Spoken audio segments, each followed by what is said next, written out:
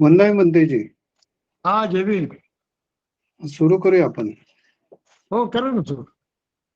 Okay.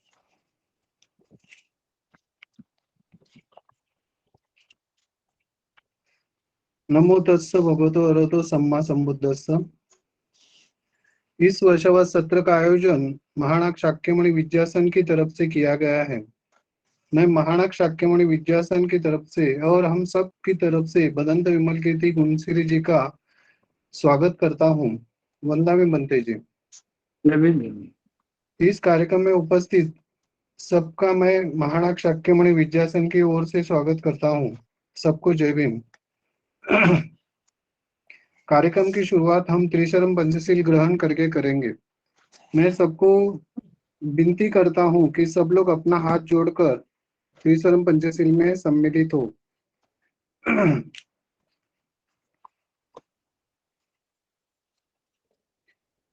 अहं सम्मा संबुद्धो भगवान् बुद्धं भगवन्तं अभिवादेमि.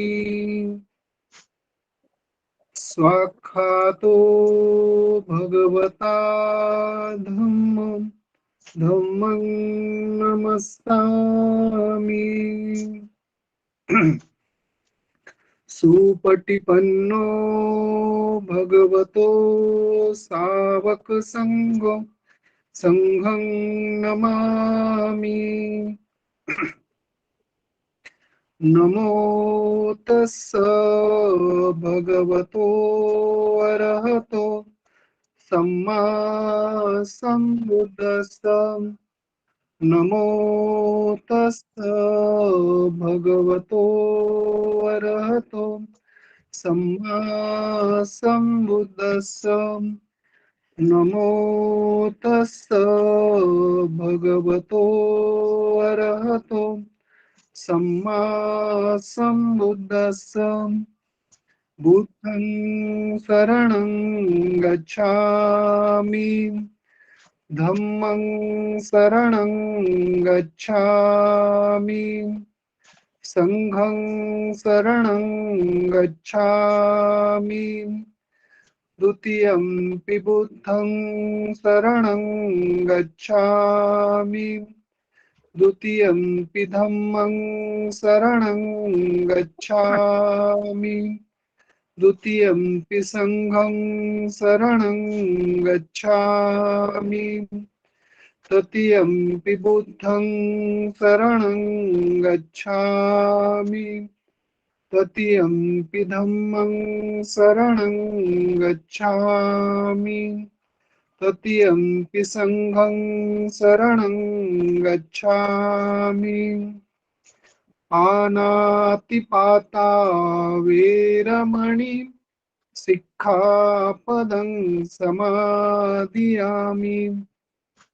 अदिन्नादाना वेरमणि सिक्खापदं समादियामि. कामेषु मिच्छाचारा वेरमणि सिक्खापदं समादियामि. मुसावादा वेरमणि सिक्खापदं समादियामि. सूरामेरयमज्जपमादठाना वेरमणि सिक्खापदं समादियामि. साधु साधु साधु. मैं आप सबकी ओर से भदंत विमल कीर्ति गुणश्री जी से विनती करूंगा कि आप अपना आज का जो प्रवचन है वो कृपया शुरू करें. भाइयों और बहनों, हम लोग बौद्ध जीवन मार्ग की कुछ जानकारी हासिल करने की कोशिश कर रहे हैं और आज एक अलग दृष्टि से हमें इस बौद्ध जीवन मार्ग की ओर देखना है. अब तक तो हमने ढेर सारे संबंधित जो जानकारी थी प्राप्त कर ली है. उसके मकसद क्या है, उसका स्वरूप क्या है, वगैरह वगैरह बहुत कुछ जाना है और बहुत महत्वपूर्ण जानकारी हमने हासिल की है। आज थोड़ा इसी सवाल की तरफ हमें अलग नजरिए से देखना है। धम्मपद में कुछ गाथाएं आती हैं बुद्ध वग्य में, 4 गाथाएं हैं या 5 गाथाएं हैं, बहुत ही महत्वपूर्ण है। लेकिन उनको पढ़ने से अर्थ तो एकदम से जाहिर हो जाता है, समझ में आ जाता है, लेकिन उसका सही महत्व तब तक समझ में नहीं आता जब तक हम और गहराई से सोचते नहीं। तो थोड़ी सी गहराई से सोचने की आज हमें जरूरत है और वो प्रयास हम करके देखेंगे। गाथाएं इस प्रकार हैं। बहुम वे शरणं यन्ति पब्बतानि वनानि च आराम रुक्ष चैत्यानि मनुष्य भय तज्जिता। ढेर सारे लोग हैं भय से ग्रस्त है, मनुष्य भय तज्जिता, भय से ग्रस्त लोग जो हैं, भय खाने वाले जो लोग हैं, ऐसे लोग बहुत सारे चीजों की शरण में जाते हैं, उनका आश्रय ढूंढने जाते हैं, उनका आश्रय पाने जाते हैं, उनका सहारा पाने जाते हैं। शरणं यन्ति, शरण जाते हैं, ऐसा तो हम सीधी भाषा में कह सकते हैं, लेकिन उससे अर्थ उतना स्पष्ट नहीं होता जो कि मूल में दर्शाया गया है।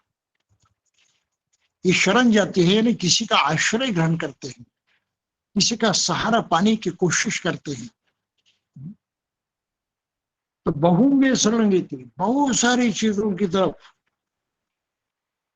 ये लोग आश्रय ढूंढने की कोशिश करते हैं। कौन सी चीजें है वो? पब्बतानि वनानि च, पर्वत होते हैं, दूसरे शब्दों में पत्थर होते हैं। तो हम देखते हैं पत्थरों की पूजा करते हैं लोग। पत्थरों में ये बहुत शक्तिशाली ईश्वर का वास होता है, रहता है वहां पर, और सभी मनुष्यों को अपने नियंत्रण में रखता है। उनकी जो प्रार्थना है उसको कबूल करता है, उनकी इच्छाएं जो हैं उनको मान लेता है, पूरा कर देता है। इस तरह की भावना रखते हुए ढेर सारे लोग पत्थरों की पूजा करते हैं। ये हकीकत है आज की। पत्थरों के सामने जाकर वो आश्रय ढूंढते हैं कि शायद हमारे भय में ये काम आएगा, इस भय में, इस संकट में ये सहारा दे, और देता है, ऐसी भावना रखकर वो ऐसी शरण जाते हैं। तो ये शरण तो उतना ठीक है ही नहीं, लेकिन उनकी दृष्टि से वो एक पक्का है, सार्वजनीन सत्य है। पर्वतों की यानी पत्थरों की शरण जाते हैं। बनराई जो है, वनानीच वृक्ष हैं, उनकी शरण में जाते हैं। तो वृक्ष पूजा तो हम भारत में करते हैं, बहुत सारे धर्मों में वृक्ष पूजा बड़ी महत्वपूर्ण मानी जाती है। वहीं पर भी देवता निवास करते हैं ऐसा माना जाता है। कुछ ऐसा मानकर वृक्ष पूजा करते हैं, कोई दूसरे भावना से वृक्ष पूजा करते हैं, लेकिन करते हैं जरूर। चैत्य है, ये तो पुराने जमाने की पद्धति थी, चैत्य ग्रह हुआ करते थे। इसका उतना वर्णन तो हमें कहीं पर मिला नहीं है कि चैत्यों में क्या होता था। क्या कोई मूर्तियां होती थी, क्या कोई दूसरी चीजें होती थी, और वहां जाकर लोग पूजा करते थे, यानी क्या करते थे। तो ये एक जानकारी के अनुसार ये कहा गया है कि चैत्य जो है, जो लोगों के पूर्वज हुआ करते थे, महत्वपूर्ण पूर्वज हुआ करते थे, उनकी स्मृति में निर्माण किया हुआ एक स्थल होता था, एक मंदिर जैसे स्थल होता था, और वहां जाकर लोग पूजा करते थे, आश्रय खोजते थे, सहारा पाने की कोशिश करते थे, भय के मारे, डर के मारे। तो बहुम्बे सरणयन्ति पब्बतानि वनानि च आराम रुक्ष चैत्यानि मनुष्या भयते जेता। आराम के माने बुद्ध विहार कहा जाता है, या जहाँ श्रमण लोग रहते हैं, घर बार जिन्होंने छोड़ा है, जो जिस जगह रहते हैं उसको आश्रम भी कहते हैं, उसका आराम भी कहते हैं, इसको विहार भी कहते हैं, ढेर सारे अलग अलग नाम उसके लिए होते हैं। तो ये जगह भी लोग पवित्र मानते हैं।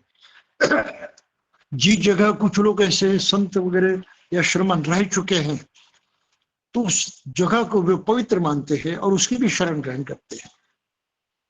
और ये सब किस लिए होता है कि मनुष्य भय से ग्रसित है।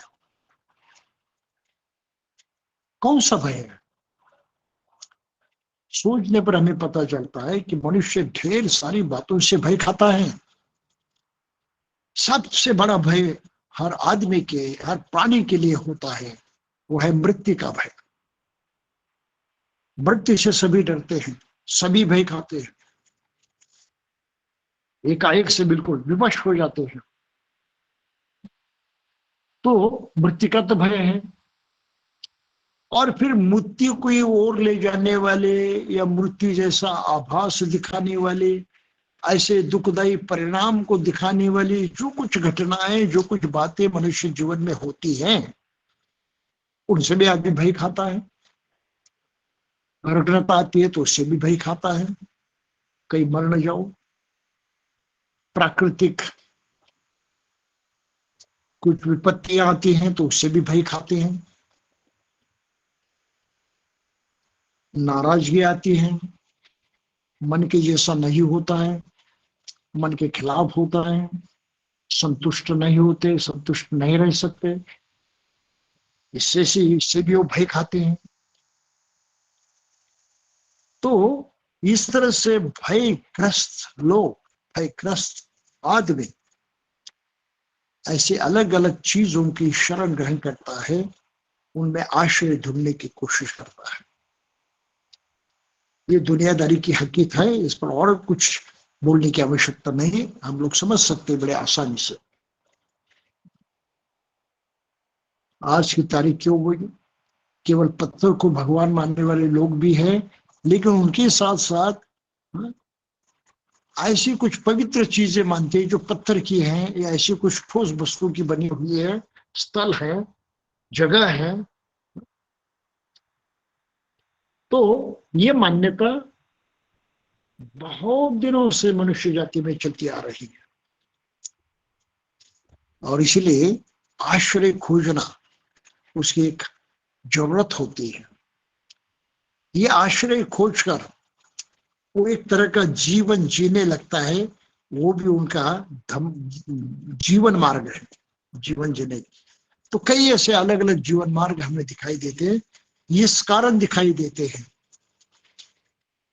तो यहाँ धम्मपद में आगे की बात कही है, नेतं हो शरणं खेमं, नेतं शरणम उत्तमं, नेतं शरणमागम्य सब दुःखापमुच्यते। तो इस प्रकार के जो शरण स्थान है, इस प्रकार की जो बातें हैं जिसकी लोग शरण ग्रहण करते हैं, ये कोई क्षेम कुशल नहीं है, सही नहीं है, कल्याणकारक नहीं है, और उत्तम भी नहीं है, श्रेष्ठ भी नहीं है। इस प्रकार की शरण ग्रहण करते हुए ग्रहण करने वाले को सभी दुखों से मुक्ति नहीं मिलती है। ये महत्वपूर्ण कारण यहां बताया गया। एक अलग अलग शरण ग्रहण करने के बाद किसी को भी मुक्ति प्राप्त हुई है ऐसा इतिहास नहीं है। ऐसी सच्चाई कभी भी प्रस्थापित नहीं हुई है। तो इन गाथाओं के बाद फिर आगे कहा गया है, यो च बुद्धं च धम्मं च संघं च शरणं गतो, चत्तारि सच्चानि सम्मपय्याय पश्यति। जो कोई बुद्ध की, धम्म की और संघ की शरण में जाता है, उनका आश्रय पाने की, सहारा पाने की कोशिश करता है, और जो चार आर्य सत्य हैं, सत्य है, उनको प्रज्ञापूर्वक ज्ञान की दृष्टि से अपनी बुद्धिमत्ता का प्रयोग करते हुए देखने की या समझने की या जाने की कोशिश करता है।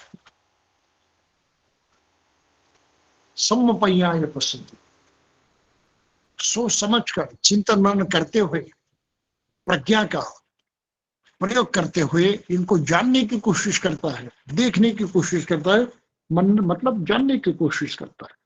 चार आर्य सत्य, जिसमें दुख है, दुख का कारण है, संयोजन जिसे कहते हैं, दुख का निरोध है, और दुख का निरोध करने वाला जीवन मार्ग है। ये चार मनुष्य जीवन की इतनी गंभीर बुनियादी बातें हैं, बुनियादी सच्चाइयां हैं कि जिनको समझे बगैर वो किसी प्रकार का सही जीवन नहीं जी सकता। और खासकर ये सच्चाइयां बुद्ध को मद्देनजर रखते हुए, बुद्ध की अपनी अनुभूति है ये, उसको ही धम्म कहते हैं, ये जानते हुए, और आज तक के इतिहास काल में बुद्ध के पश्चात करोड़ों लोगों ने उसका अनुभव लिया है, उसको अपनाया है, उस मार्ग पर चले हैं जिनको संघ कहा जाता है। इस परिप्रेक्ष्य में देखना पड़ता है। बुद्ध की तरफ देखने का नजरिया भी निश्चित है।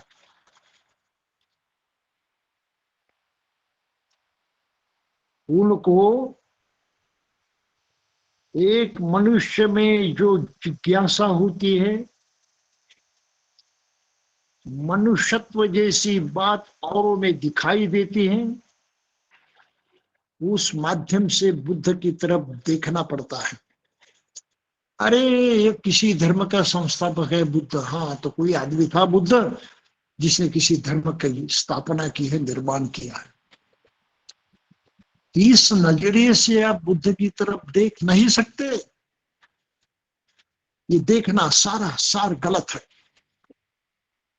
और इस तरह से देखने से आप बुद्ध को जान भी नहीं सकते, बुद्ध को समझ भी नहीं सकते। तो बुद्ध की तरफ देखने का नजरिया है, एक दृष्टि है, वो सम्यक यानी परिपूर्ण होनी चाहिए, निर्दोष होनी चाहिए। तो ये दृष्टि निर्दोष तब होती है जब हम खुद को एक इंसान मानते हैं, मनुष्य मानते हैं। और बुद्ध भी वास्तविक ऐतिहासिक पुरुष हो गए हैं, वो तो मनुष्य थे ही, इसका प्रमाण है। ये कोई कल्पना नहीं है,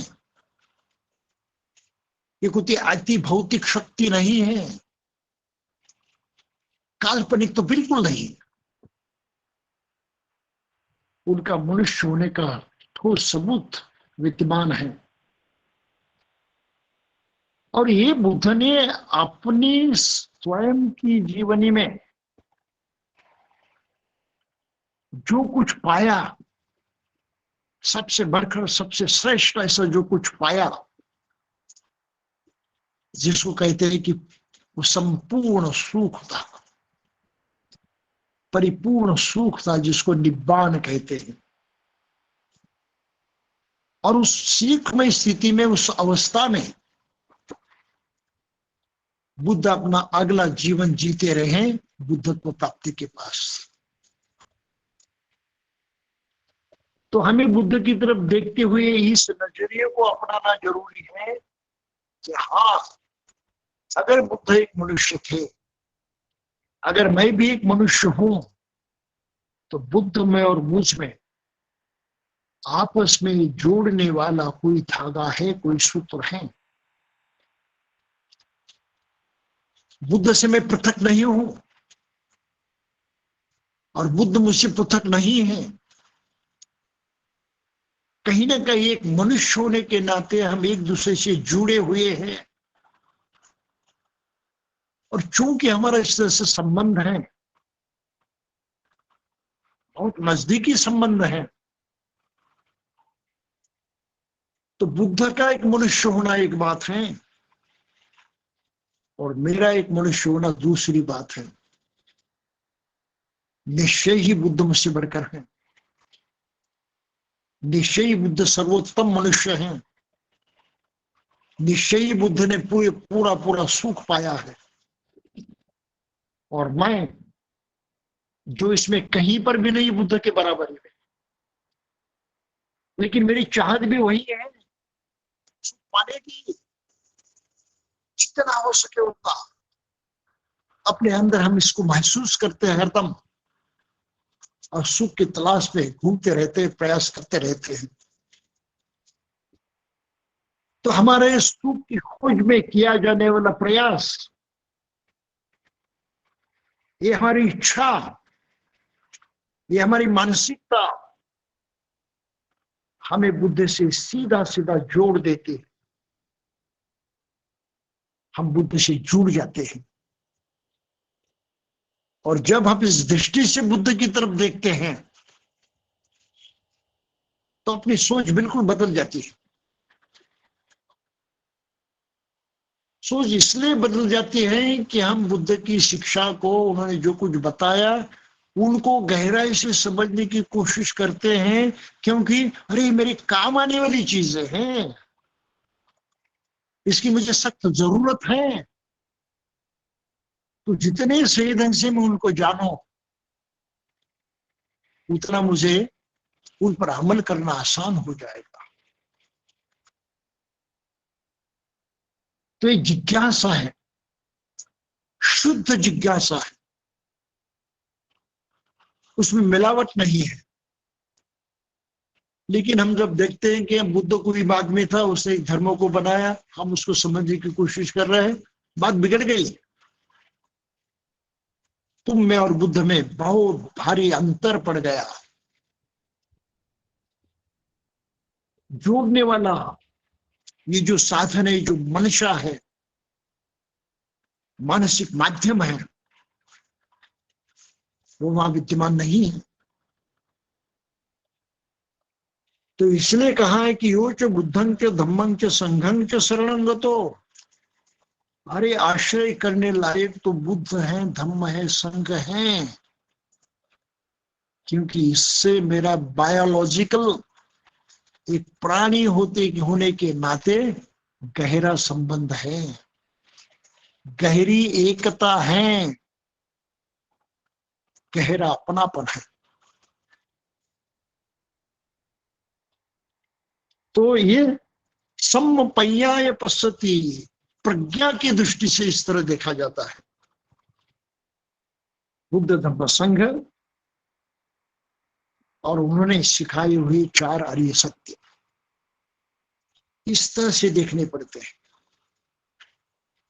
अगर इस तरह से हमने देखा नहीं, तो यकीन मानिए हम बुद्ध को तो मानते रहेंगे ऊपरी तौर पर। उसकी शिक्षा हमको अच्छी लगती है, ये पसंद आता है, वो पसंद आता है, इसे कहते रहेंगे। लेकिन प्रत्यक्षात उस शिक्षा पर चलने की ताकत चलने की ऊर्जा, चलने की शक्ति हमें प्रकट नहीं होगी। और ऐसे लोग जिनको बुद्ध और धम्म का आचरण करने की सुध नहीं होती, इसके बारे में त्रस्त रहते, एक उपेक्षा रहते इसके बारे में, तो ये लोग बुद्ध को समझ ही नहीं पाए, ऐसा समझना चाहिए। ना बुद्ध को देखा, ना धम्म को देखा, ना संघ को देखा। ये तो बिल्कुल दूर पर ठहरे हुए लोग हैं। और आज की तारीख को हमें कबूल करना पड़ेगा कि बहुतांश जो बौद्ध लोग कहते हैं, अधिकांश, वे इस तरह से बुद्ध की तरफ पराये नजरों से देखते हैं। अपनी खुद की नजर जो हमें बुद्ध से सीधा सीधा जोड़ती है, इसका हमें पता भी नहीं।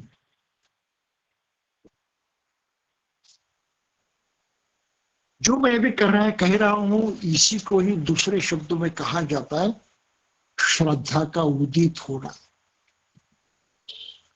बुद्ध धम्म संघ के प्रति श्रद्धा निर्माण होना, मतलब ये एहसास, ये विश्वास कि हाँ ये सत्य है, बुद्ध का होना सत्य है, उसकी शिक्षा सत्य है, ये संघ का अस्तित्व सत्य है, और मैं उससे जुड़ा हुआ एक मनुष्य होने के नाते ये वास्तविक सच्चाई है।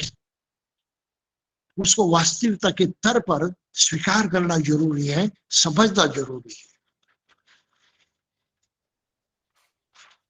तो इस नजरे से हमें बुद्ध की तरफ देखना पड़ता। तो यो च बुद्धं च धम्मं च संघं च शरणं गतो चत्वारि सच्चानि समपय्याय पश्यति। इतना गहरा अर्थ है इन पंक्तियों का। और फिर चार अरे सत्य कौन से देखता है? आगे वो कहा है दुखम, दुख को देखता है, प्रज्ञा से देखता है, सोच समझकर अपने दिमाग का सही इस्तेमाल करते हुए देखता है, मतलब सही ढंग से समझने की कोशिश करता है। क्योंकि कोशिश मन के तौर पर होती है, बुद्धि के तौर पर होती है, उनके बल पर होती है। इसलिए देखना अलग ढंग का देखना है, केवल आंखों से देखना जो होता है उससे ऐसा नहीं है। ये बहुत ही महत्वपूर्ण बात है। दुख को भी पहचानना पड़ता है, पहचानने के लिए उस तरह से देखना पड़ता है। ऊपर ऊपर से हम दुख को देखते हैं, भाई दर्द होता है, दुख है, पीड़ा होती है, दुख है, कुछ बुरा घटित होता है तो हमारी मानसिकता जो है बदल जाती है, हमें बुरा लगता है, दुख है। इस तरह से हम समझते हैं। लेकिन उनके प्रति जितने संवेदनशील होना चाहिए, जितने गंभीर होना चाहिए कि ये तो मैं नहीं चाहता लेकिन ये है ही, ये आता ही है, तो उसकी ओर खास ध्यान देना जरूरी है।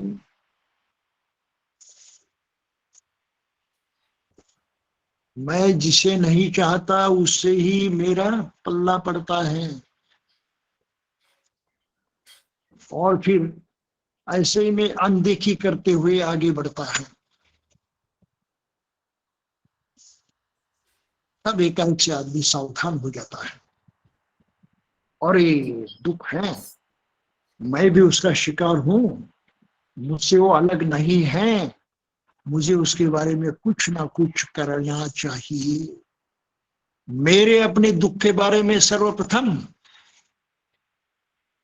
और फिर औरों से जुड़े हुए दुख के बारे में। जब तक हम दुख का ये सबक सीखते नहीं, और अपने स्वयं को उसका मुद्दा बनाते नहीं,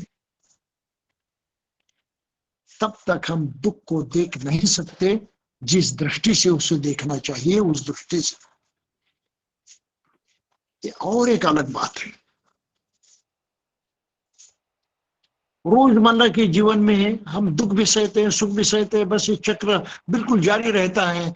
और उस चक्र के हम इतने आदी हो जाते हैं, इतने हमें प्रैक्टिस हो जाती है, हम उसमें इतने एक जीव हो जाते हैं कि कुछ फर्क दिखाई नहीं देता, उसके बारे में कुछ करने की जरूरत ही नहीं महसूस होती, कुछ लगता ही नहीं। चलो हर दिन सोते हैं, जागते हैं, दिन भर दौड़ धूप करते हैं, जीते हैं, रात को सोते हैं, सुबह उठते हैं, बस ये सिलसिला लगातार चालू है। ये दुख आता है, जाता है, हम उसकी कोई परवाह नहीं करते। ये हकीकत है।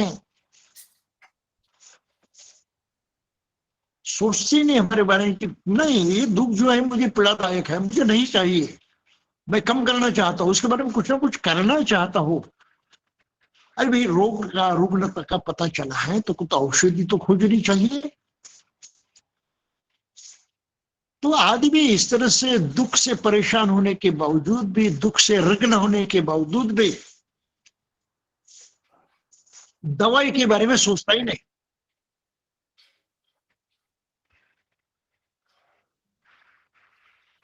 ये तो हकीकत है। गुस्सा हमें अधीन होता है, उसके दुष्परिणाम हम जानते हैं, कबूल करते, सहते भी हैं, लेकिन ये बीमारी है, पीड़ादायी। मुझे उससे मुक्त होना है, और इसलिए किसी न किसी औषधि की मुझे खोज करनी चाहिए।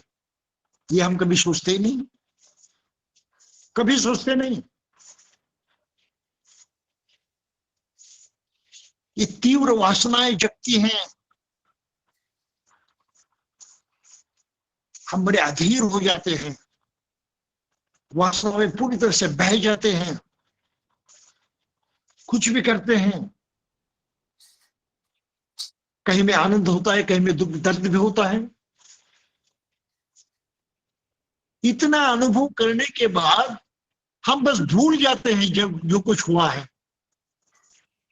सोचते नहीं अरे मैं इतनी जो गड़बड़ी थी उससे गुजर गया हूं, इतनी पीड़ा, इतने कुछ अलग अलग अनुभव किए जो मुझे नहीं चाहिए, वो अच्छे नहीं थे। ये तो बीमारी है, कुछ इलाज करना चाहिए। हम इलाज की बात सोचते हैं। तो जरा ध्यान में ये प्रश्न लीजिए कि हम दुख को देखते हैं, लेकिन आदत से मजबूर होकर हम उसके इलाज के बारे में कभी सोचते नहीं। बौद्ध बनने के बाद भी, खुद को बौद्ध कहलाने लगने के बाद भी हम सोचते नहीं कि औषधि किस तरह से ले, किस तरह से उसका प्रयोग करें। ये हकीकत है। तो बहुत लोग बहुत सारे खुद को कहते हैं, लेकिन हमें पता है, हमें पक्का विश्वास है कि वे आचरण के बारे में बिल्कुल ढीले हैं, बिल्कुल निर्विकार हैं। आचरण करना चाहिए, ये सवाल ही उनके दिमाग पे पैदा नहीं होता, क्योंकि रुग्णता उन्होंने सही ढंग से अनुभव नहीं की, इसलिए औषधि की तलाश करना उनके लिए योग्य नहीं रहता। वो भूल जाते, छोड़ देते। तो दुख को इस तरह से देखना चाहिए, और तब समझना चाहिए कि दुख का तो कारण है, बुद्ध ने बताया, ये मेरी इच्छाएं, मेरी आकांक्षाएं, मेरी तृष्णा है, मेरा लोभ है, मेरी वासनाएं, विकार हैं। ये तो हरदम मुझे तकलीफ देते ही रहते हैं, एक दिन की बात नहीं। जब से समझ आया तब से ये सह रहा हूं, अनुभव कर रहा हूं, लेकिन उससे छुटकारा पाने की जो मन में मनसा जगनी चाहिए, सोच जगनी चाहिए, वो जगती नहीं। और इसलिए हम बौद्ध समाज की तरफ देखते हुए महसूस करते हैं कि केवल बौद्ध कहलाते खुद को, लेकिन प्रत्यक्षात आचरणशील बौद्धों का होना बड़ा दुर्मिल है, बहुत कम है। ये हकीकत है। इसलिए धम्मपद की इस गाथा में कहा है कि सम्मपय्याय पश्यति, प्रज्ञा के माध्यम से सोच विचार कर, समझ कर, गहरा में उतर कर, जांच कर, हम देखना ही नहीं चाहते, दुख को भी देखना नहीं चाहते, दुख के कारणों को भी जानना नहीं चाहते। इस दुख का निरोध किया जा सकता है, उसको मिटाया जाता है, हमको यकीन नहीं है उसके बारे में, ये संभव हो या न हो, हम उस पर विश्वास ही नहीं करते।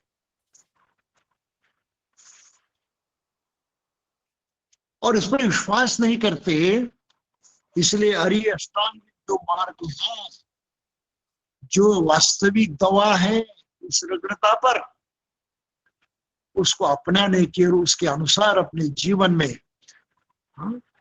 खुशहाली लाने की, स्वास्थ्य लाने की बात भी हम नहीं सोचते।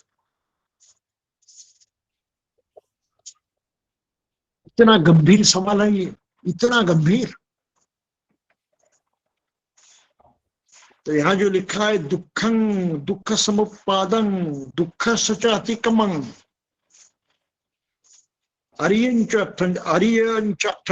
मग्गं दुखोपशमगामिनः। ये भी दुख है, लेकिन उसका उत्पाद कैसे होता है, निर्माण कैसे होता है, ये भी कारण है। उसका अतिक्रमण कैसे किया जाता है, उसे छुटकारा कैसे पाया जाता है, उसे बाहर कैसे निकाला जाता है, ये भी सच्चाई है।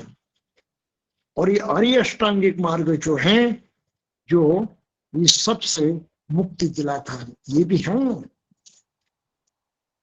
अरे यहाँ रुग्णता है, यहाँ पर औषधि है, और यहाँ पर मैं खड़ा हूं,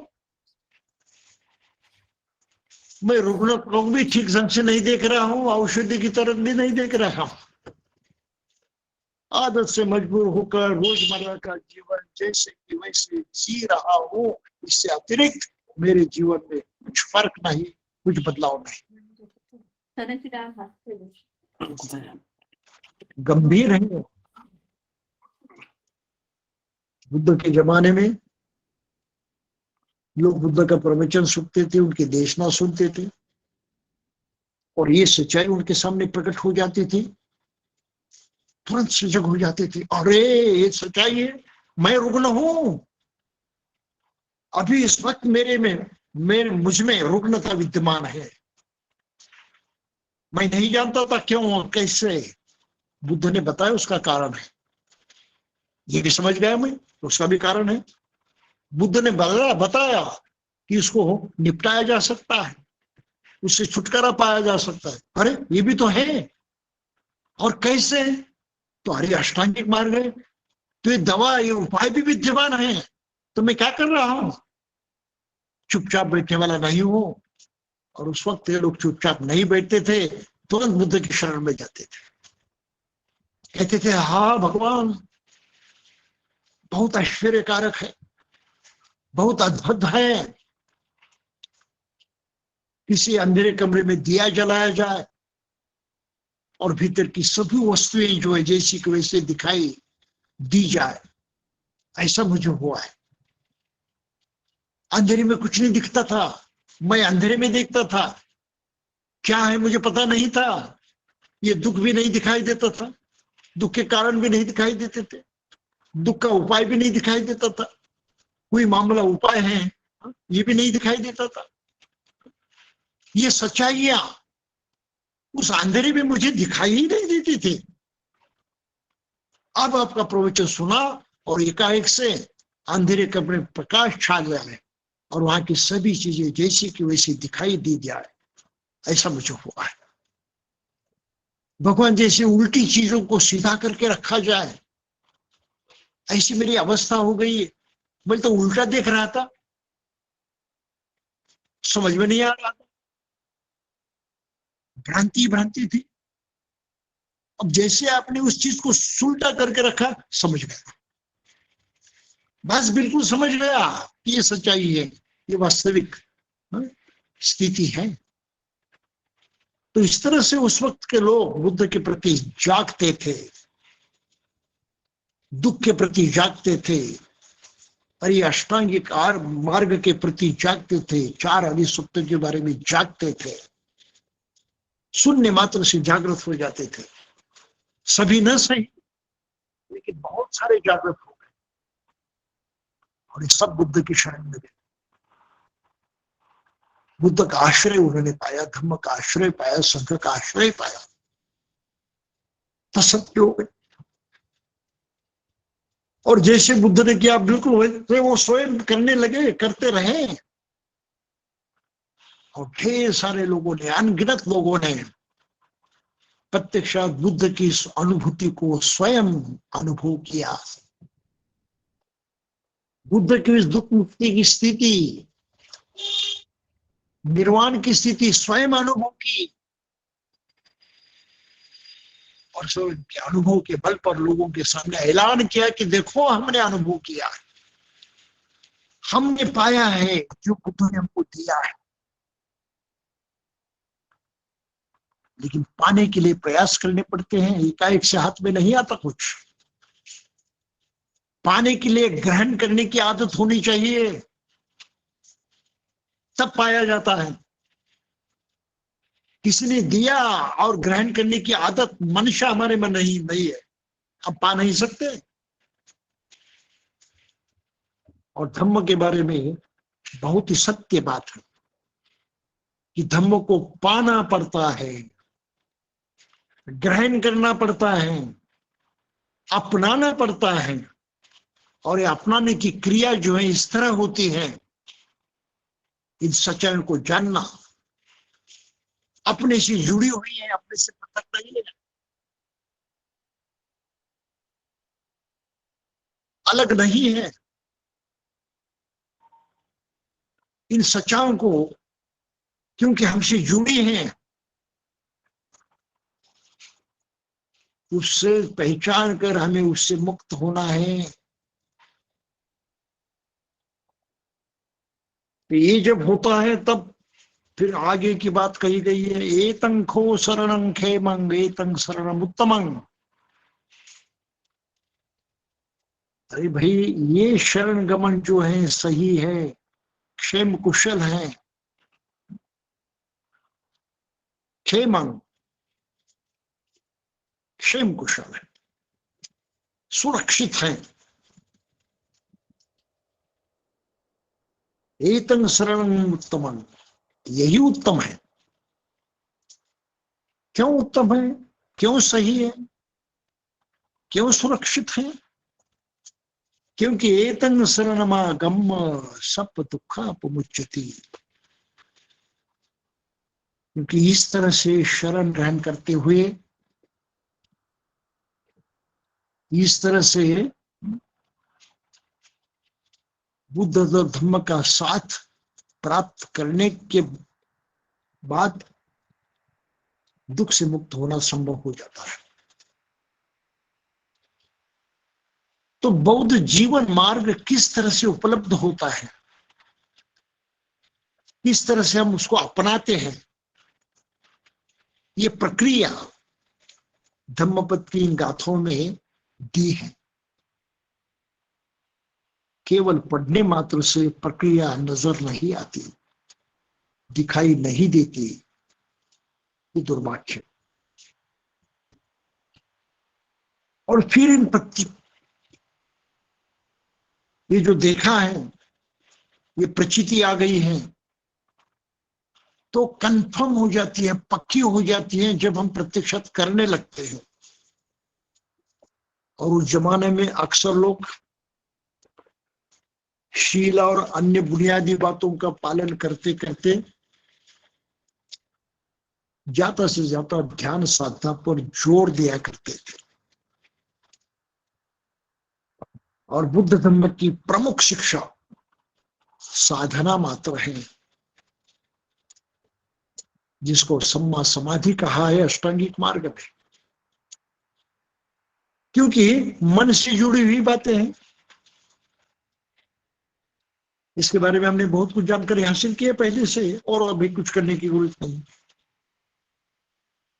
लेकिन यहां तक ऊपर ऊपर से इतना ज्ञान प्राप्त करने के बाद, इतनी सोच अपनाने के बाद, फिर आगे बढ़ते हुए जैसे साधना करने लगते हैं तो हम और गहराई में जाकर उस सच्चाई के संपर्क में आते हैं, इन्हीं सच्चाई के संपर्क में। तो साधना बड़ी मायने लगती है। अल्प सा प्रयास करने के बाद भी उसका प्रत्यय हमें आ जाता है, अनुभूति हो जाती है। और कौन सी अनुभूति हो जाती है? तुरंत हमारे मन की अवस्था, मन की स्थिति, किस हालत में किस तरह से हमारा मन कारगर है, ये स्पष्टतया दिखाई देता है। अरे गड़बड़ तो यहां पर है, ये मन ही है जहां गड़बड़ है, ये गड़बड़ अभी दिखाई दे रही है मुझे। कौन सी गड़बड़ है? इस गड़बड़ को कभी पंच निवारण कहते हैं, वो अलग बात है, और 10 बंधन कहते हैं।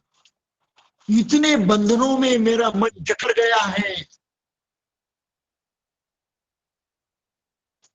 इसलिए इस तरह से दुखमय जीवन में जी रहा हूं। वो बंधन दिखाई देने लगते हैं। साधना करने की बेला आती है, हम कहीं साधना सीखते हैं, बिहारों में सीखते हैं और कहीं सीखते हैं, और फिर करने का प्रयास करते हैं। तो साधना की शुरुआत करने से पहले ही हमारी मानसिकता जो है वो हमें और कहीं ले जाती है, घुमाने लगती है। तो पहला छंद है, काम छंद कहते हैं। किसी न किसी तरह की वासना, किसी न किसी प्रकार की अपेक्षा मन में उभर आती है। अरे ये साधना रहने दो, ये इंपॉर्टेंट है, ये साधना बाद में करेंगे, कोई हद नहीं, ये पहला करना चाहिए। जो वासना मन में आ गई, जो लालच पैदा हो गई, उस तरफ हमारा मन तुरंत आकर्षित हो जाता है। हम इसको बाजू में रखकर उसके पीछे दौड़ते हैं। और अक्सर लोग कहते हैं भाई समय नहीं मिलता, ये समय नहीं मिलता कौन सी बात है, कौन सी चीज है, क्या है उसका सही मतलब? समय नहीं मिलता, इसका सही मतलब इतना है कि मैं नहीं चाहता।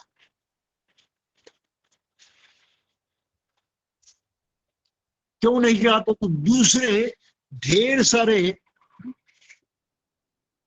आकर्षण मन में पैदा होते हैं। मैं ये चाहता हूँ, वो तो ही चाहता हूँ, वो करना चाहता हूँ, उसके पीछे दौड़ना चाहता हूँ, इतने सारे काम पड़े, ढेर सारे काम। इनकी तरफ ध्यान देने के बगैर में ध्यान साधना क्यों करते बैठो?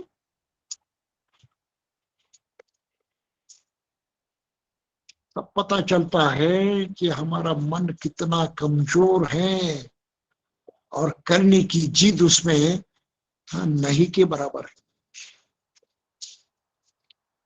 तो काम छंद हमको सबसे पहले रोकता है, और काम छंद की रोक हम पहचानते नहीं, हम उसको कहते हैं समय नहीं मिलता।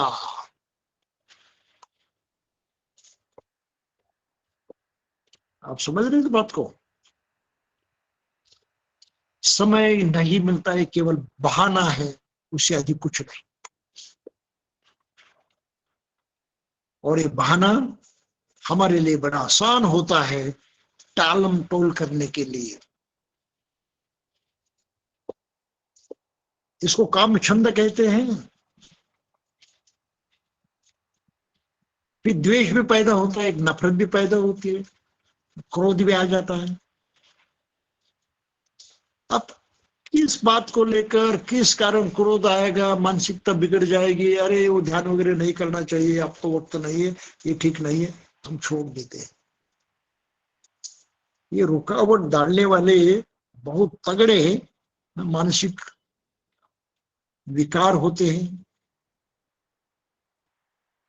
फिर कभी कभी आलस्य आ जाता है, हम सुस्त होते हैं, जाने दो, अब इच्छा नहीं है, क्या करेंगे, बाद में करेंगे, ऐसा करेंगे वैसा करेंगे, बस उसमें हम बह जाते हैं, चुपचाप बैठते हैं। कभी हम किसी कानून को लेकर इतने उतावले हो जाते हैं कि दौड़ धूप करने लगते हैं, अस्थिर हो जाते हैं, अस्वस्थ हो जाते हैं। ऐसी दशा में है, अभी मेडिटेशन तो करना शक्य नहीं है, संभव नहीं है, ध्यान साधना नहीं कर सकते। और फिर आखिर में मन के तले कहीं ना कहीं और एक आशंका भी रहती है, कभी कभी उभर आती है, कभी कभी छिपे रहती है। क्या फायदा होगा, क्यों करना चाहिए, जो रहे ठीक है, जी रहे ना ठीक है, इसे अधिक की कौन सी अपेक्षा करनी चाहिए। तो हम दुख से कॉम्प्रोमाइज कर लेते हैं, और वो कॉम्प्रोमाइज जो है हमें चुपचाप बिठाता है। तो ये जो 5 निवारण है, आवरण है, हमको ढक दिया है उन्होंने, हमारी इच्छा शक्ति को ढक दिया है, खुला नहीं छोड़ा, इसलिए उनको निवारण कहा जाता है। और उनका दर्शन होना, उनकी पहचान होना बड़ा ही मुश्किल काम है, आसान बात तो बिल्कुल है ही नहीं, बड़ा मुश्किल काम है। जब प्रयास करने लगते हैं, जिद पकड़ते हैं, चलो कुछ भी वो करेंगे, चलो कुछ भी वो करेंगे, कोई हर्ज नहीं, करेंगे ही, तब कहीं इनका दर्शन आसान हो जाता है, समझ में आता है कि मेरा जी क्यों नहीं चाहता, तो उसको अपनी तरफ खींचने वाले ये सब आवरण है, आच्छादन है, ढकी हुई ये दुर्बलताएं हैं, अब वो प्रकट होगी। तो एकाग्रता, एकाग्रता मन की हम जो कहते हैं, ये हमें यहां तक ले जाती है। तो साधना में सर्वप्रथम कदम एक ही है, बस एकाग्रता की अवस्था तक पहुंचने का प्रयास करें। पूरी की पूरी जो साधना की विधि है वो एकाएक से आत्मसात नहीं हो सकती, अमल में नहीं लाई जा सकती है। साधना में आपको एक एक पग आगे बढ़ाना पड़ता है।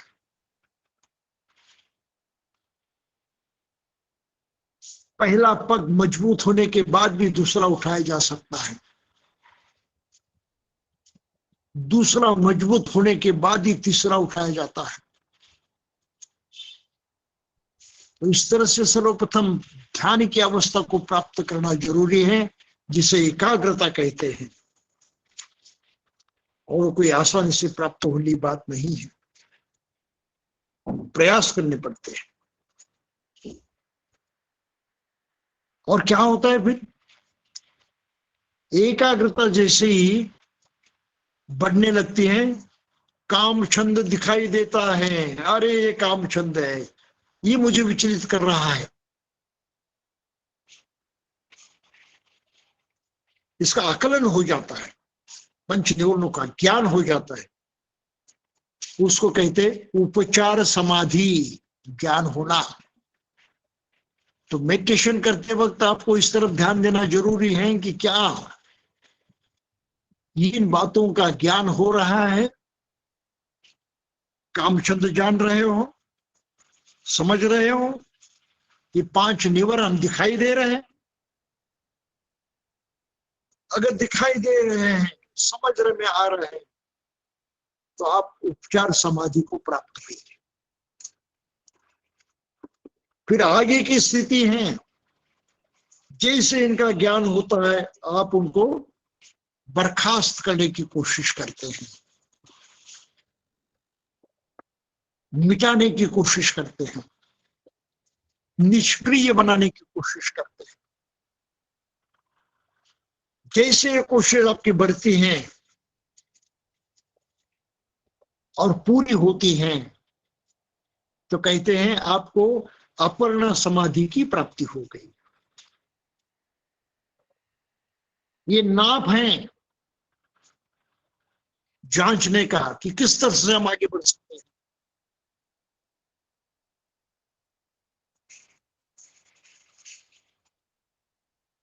इस तरह से अपर्णा समाधि तक पहुंचने के बाद, इनका निर्मूलन होने के बाद,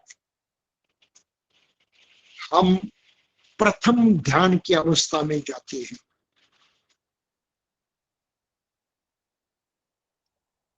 प्रथम ध्यान की अवस्था में, ध्यान की 4 रूप अवस्थाएं हैं, 4 रूप ध्यान कहा जाता है उसको, प्रथम, द्वितीय, तृतीय और चतुर्थ।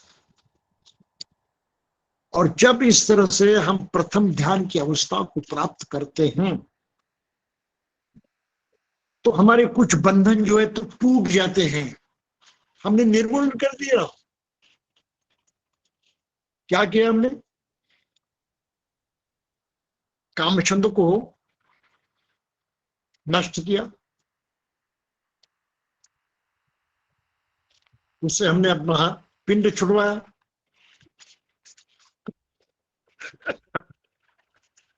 द्वेष की भावना जो जगती थी उसको भी जाना, उससे भी पिंड छुड़वाया। आलस्य था उसको भी मिटा दिया, उद्धच था, ये नास्तिकता था, उसको भी मिटा दिया।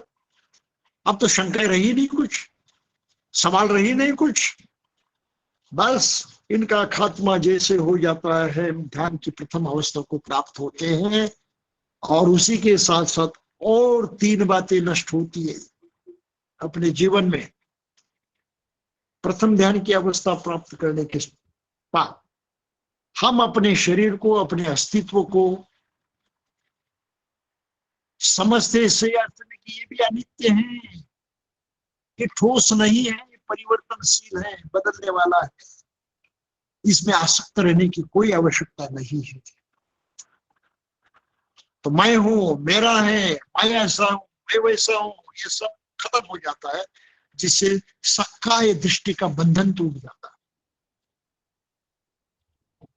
और हम सक्काय दृष्टि में बहुत रुचि लेते हैं, उसमें पर बहुत घमंड भी करते हैं। और इसका उदाहरण भी देना चाहता हूं कि जब हम अपना बर्थडे मनाते हैं, भाई किसका बर्थडे मनाते हैं? ये अनित्य शरीर जो तुमने पाया है,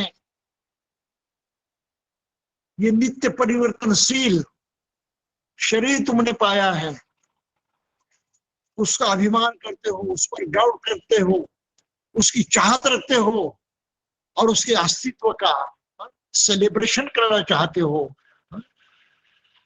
समारोह करना चाहते हो। तो बर्थडे मनाने की जो प्रैक्टिस है, ये अपने सक्काय दृष्टि को और भक्कम बनाने की प्रैक्टिस है, उससे मुक्त होने की प्रैक्टिस नहीं है। और फिर साथ ही साथ मैंने पिछली बार कहा था कि हम धम्म के नाम से पद प्रतिष्ठा प्राप्त करते हैं। हम धम्म के अनुयायी, ये धम्म के पालन करता है, ये हम लोगों के सामने कहना चाहते हैं, उसकी जाहिरात करना चाहते हैं।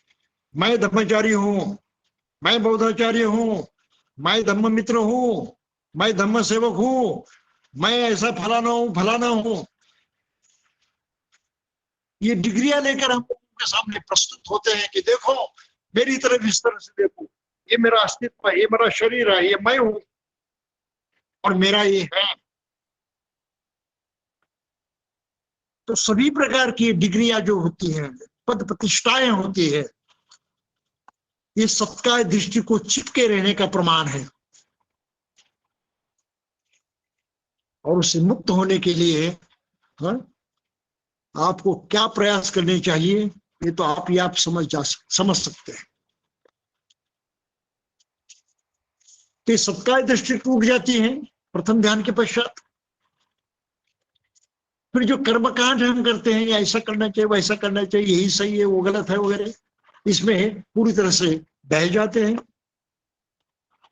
कर्मकांड से मुक्ति हो जाती है। न बुद्ध पूजा, न धम्म पूजा, न संघ पूजा है, ना मोमबत्ती जलाना है, अगरबत्ती देनी है, ना फूल चढ़ाना है, कुछ नहीं करना है। हिमाय धम्मा धम्म पट्टिपत्तिया बुद्धम पूजे भी, भाई आचरण कर रहा हूं, ये प्रत्यक्षात कार्य कर रहा हूं, बस इससे ही बुद्ध की पूजा होती है, धम्म की पूजा होती है, संघ की पूजा हो जाती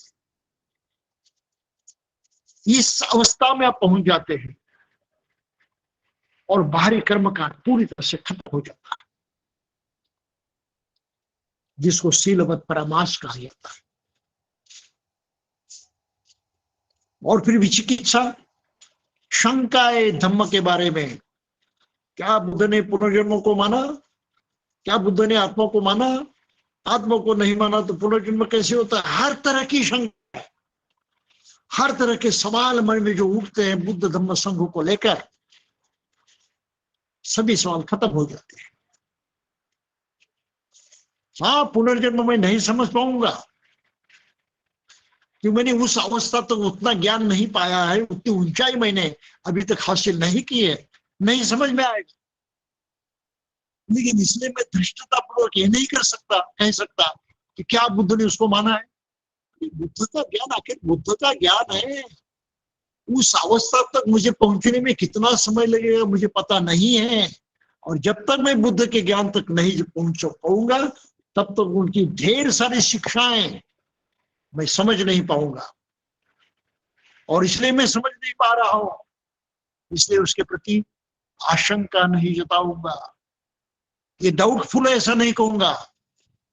अरे तुम्हारी समझ कमजोर है भाई, उस लेवल पर समझ नहीं पा सकते आप।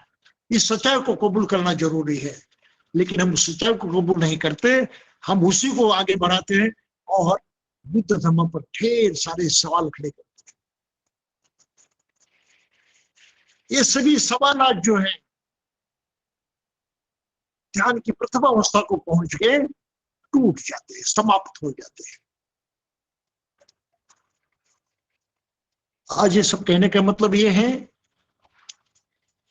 कि जैसे बुद्ध ने कहा कि धम्म मेरा कैसा है, संदिग्ध टिको, जिन्हें प्रत्यक्षात अनुभव करने योग्य हैं, प्रत्यक्षात प्रचीति देने वाला है। इसको सामान्य शब्द में कहा जाता है कि प्रत्यक्षात, ये धम्म प्रत्यक्षात फलदायी है, तुरंत फल मिल जाता है, प्रत्यय आ जाता है, एहसास हो जाता है, अनुभव हो जाता है, उसका खरेपन जो है वो सिद्ध हो जाता है।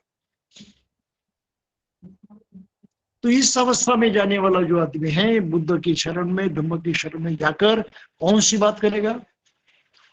हीमाय धम्मानुधम्म पटिपत्तिया बुद्धं पूजेबि, हीमाय धम्मानुधम्म पटिपत्तिया धम्मं पूजेबि, हीमाय धम्मानुधम्म पटिपत्तिया संघं पूजेबि। इस अवस्था तक पहुंच जाए। लेकिन उस अवस्था तक पहुंचने के लिए प्रयास करने पड़ते हैं, दिन लग जाते हैं। लेकिन बगैर वहां पहुंचे अगर आज हम बुद्ध के बारे में ढेर सारी शंकाएं प्रकट करते रहें, तो बुद्ध धम्म की बारे में, बुद्ध धम्म के बारे में हमें जो विश्वास होना चाहिए, जो श्रद्धा होना चाहिए, अरे ये मेरे काम का है, मुझे करना ही चाहिए, ये चाहत जगनी चाहिए मन के अंदर, ये निर्माण नहीं होती। और जब तक इसका निर्माण नहीं होता, यकीन मानिए कि आप धम्म का आचरण नहीं कर सकते। होगा तो ऊपर ही होगा। तो चिंतन परंपरा आर्य अष्टांगिक मार्ग की लगातार जारी रहती है। ऐसा नहीं कि आप बैठे आंखें मुद कर और ध्यान किया, ऐसा नहीं। ध्यान तो एक चिरंतर परंपरा भी मानी गई है। माइंडफुलनेस कहा है, सजगता कहा है, जागृत रहना कहा है, हर दम हर पल, जब तक आप सोते नहीं, नींद आती नहीं, तब तक इन अनुभूतियों की तरफ जाना है, अपनी रुग्णता को पहचानना है और उसको हर तरह से कमजोर करने की, मिटाने की कोशिश करते रहना है। ये धम्म जीवन है। कुछ समय के लिए हम धम्म का आचरण करते कहते धम्म का आचरण करने वाले, ऐसा नहीं है। ये लगातार प्रक्रिया जारी रहती है और उसका प्रत्यय आ जाता है जब हम में परिवर्तन दिखाई देता है। तो अंततः इस बात को ध्यान में रखिए, अगर आपका स्वभाव क्रोधी है, गुस्सा करने वाला है, और इस तरह से अगर आप प्रयास करते आचरण करते हैं तो आपका गुस्सा कमजोर होना ही है। कल आप जितने गुस्सा कर रहे थे, आज की तारीख को ऊपर गुस्सा उतना नहीं होगा, वो कमजोर होगा। जो भी ऐसी मानसिकता है, गलत मानसिकताएं हैं, जिसको शरीर विकार भी कहा जाता है, लोभ की भावना भी कमजोर होगी। आप महसूस करेंगे कल मैं चाहता था, ये चाहता था, वो चाहता था, ये देने की मैं इच्छा नहीं थी, हाँ, इससे दूर होने की इच्छा नहीं थी, लेकिन अभी दे रहा हूं, बड़े खुशी से दे रहा हूं। परिवर्तन आप महसूस करोगे और किसी को भी बताने की जरूरत नहीं है। तो ये बहुत ही महत्वपूर्ण जीवन मार्ग का अंग है। इसको सही में स्पिरिचुअलिटी कहते हैं, उस चेतनामय होना कहते हैं, चैतसिक तो भी कहा जाता है उसको। तो भाई और बहनों, बौद्ध जीवन मार्ग ऊपर ऊपर से और जिन शब्दों में आज तक हमने देखने की कोशिश की, उनसे कहीं बढ़कर है। कितना गंभीर है, इसका अंदाजा आप यहां से कर सकते हैं। तो इसलिए व्यावहारिक स्तर पर हम अपने खुद में ये बदलाव लाए, जब दुख को जानेंगे, चार आगे सत्य को जानेंगे और बुद्ध को अपने अंदर की दृष्टि से देखेंगे, अपनेपन की भावना से कि मुझसे जुड़ा हुआ अस्तित्व है, वो मुझसे पृथक नहीं है। इतना अगर हमने किया तो हम सही में धम्म मार्ग पर चल सकते हैं। कोई बाधाएं नहीं आएंगी, कोई आशंकाएं निर्माण नहीं होगी। बुद्ध की हर शिक्षा हमें प्रमाण मालूम होगी, सुनिश्चित और सही मालूम होगी, क्योंकि हम इंतजार करेंगे उस अवस्था तक पहुंचने का जहां हमें उस शिक्षा का प्रत्यय आ जाएगा, अनुभूति हो जाएगी और हमारा जो शंका है ये दुरुस्त हो जाएगी। लेकिन शब्दों से खेलते खेलते जिस स्तर पर हम हैं उस स्तर पर केवल वार्तालाप करते, बहस करते, हम कुछ नहीं पाएंगे। उल्टा होगा कि बुद्ध धम्म संघ के प्रति हमारी जो श्रद्धा जगनी चाहिए वो कमजोर होती जाएगी और हम बौद्ध जीवन मार्गों को कभी अपना नहीं पाएंगे। तो आज के लिए बस इतना ही ध्यान में रखिए, हमें बुद्ध जीवन मार्ग को सही ढंग से अपनाना है और अपनाने की प्रक्रिया इस तरह से होती है, तो उस तरह से हमें उस लेवल पर जाकर, उस स्तर पर जाकर प्रयास करना आवश्यक है। आप सभी का मंगल हो इस विचारों से, और ये ताकत, ये वीर्य आप में जाग उठे करने की। जैसे बुद्ध ने कहा, उत्थित नपमज्जेय, उठो, प्रमाद मत करो। उत्थित नपमज्जेय धम्मं सुचरितं चरे, धम्म का सही ढंग से आचरण करो। सुचरितं दुश्चरितं नहीं। तो ये स्थिति आपको भी जल्द प्राप्त हो, यही कामना करता हूं और यहीं पर रखता हूं। जय भीम। साधु साधु साधु। धन्यवाद बंते जी। बंते जी ने हमें जो आज बहुत ही सरलता से, सहजता से, धम्म से प्रबोधित किया है, उस वजह से मैं आप सबकी तरफ से बंते जी का अनुमोदन करते हुए 3 बार साधुवाद करता हूँ। तो आप लोग सब हाथ जोड़े उसके लिए। साधु साधु साधु। धन्यवाद बंते जी। वंदामी।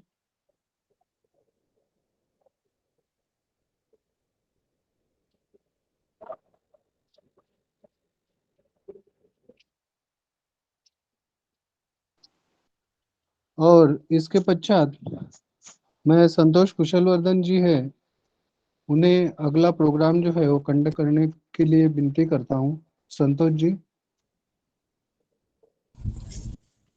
वंदना बंते जी। उपस्थित सभी भाई और बहनों, सबको जय भीम।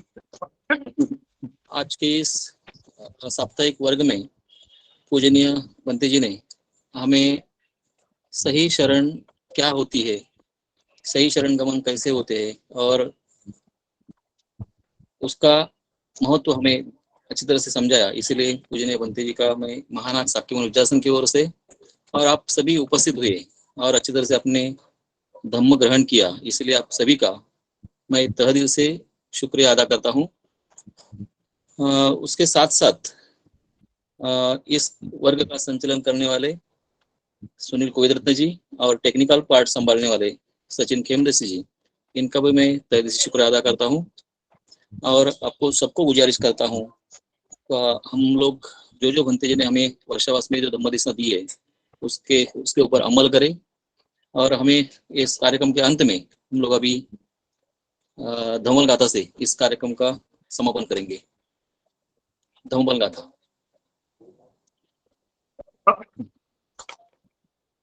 सब पाप सकरणं कुशल स उपसंपदा सचित्त परियोदपनं एतं बुद्धान शासनं धम्मं चरे सुचरितं नतं दुचरितं चरे धम्मचारी सुखं सेति अस्मि लोके परमि च न तावता धम्मधरो यावता बहुभासति यो च अपम्पि सुत्वान धम्मं कायेन